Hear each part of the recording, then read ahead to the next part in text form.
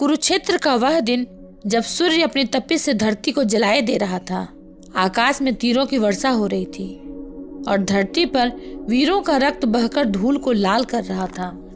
भीम पवन पुत्र अपने गदा प्रहार से कौरवों को चीरते बढ़ते जा रहे थे। उनकी आंखों में केवल एक ही लक्ष्य था, दुर्योधन का अंत। मगर उस क्षण रणभूमि में प्रवेश करता है दुर्योधन। गदा उसकी मुट्ठी में बिजली की तरह चमक रही थी। उसके कदम तेज, आंखें क्रोध से लाल और उसके हृदय में जल रहा था प्रतिशोध का ज्वालामुखी। दुर्योधन ने गरजते हुए कहा, भीम, आज तेरे अपराध का अंत होगा। आज तेरा प्राण मेरी गदा के नीचे होगा। दोनों वीर एक दूसरे पर बिजली की गति से प्रहार करने लगे। भीम के वार पर्वत को चीरने जैसे और दुर्योधन के वार लोहे को पिघलाने जैसे। अचानक दुर्योधन ने अपनी पूरी शक्ति एक ही वार में समेट ली। गदा आकाश में घूमी और वज्र के समान भीम की ओर लपकी। लेकिन उस वार के बीच आ खड़ा हुआ एक और योद्धा, सूत पुत्र कर्ण। उसके कवच पर दुर्योधन की गदा इतनी ताकत से गिरी कि धरती तक कांप उठी। भीम आश्चर्य में कर्ण को देख रहे थे।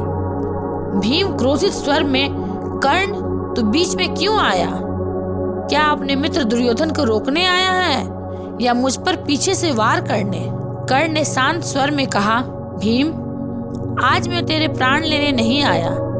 दुर्योधन का यह प्रहार तेरे लिए मृत्यु सिद्ध हो सकता था और मैं रणभूमि में पीठ पीछे मृत्यु को स्वीकार नहीं करता। शत्रु का अंत केवल युद्ध की मर्यादा में होना चाहिए। दुर्योधन आश्चर्य और क्रोध से कहता है, कर्ण, तूने मेरे शत्रु को बचाकर मेरा अपमान किया है। कर्ण ने दृढ़ता से कहा, मित्र, अपमान तब होता है जब हम धर्म छोड़ दें। मैंने भीम को बचाकर धर्म की रक्षा की है।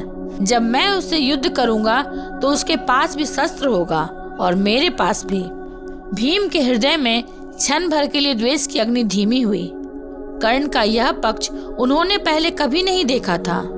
भीम ने मन में कहा, शत्रु होकर भी कर्ण ने धर्म निभाया। कदाचित यही कारण है कि उसे महान कहा जाता है।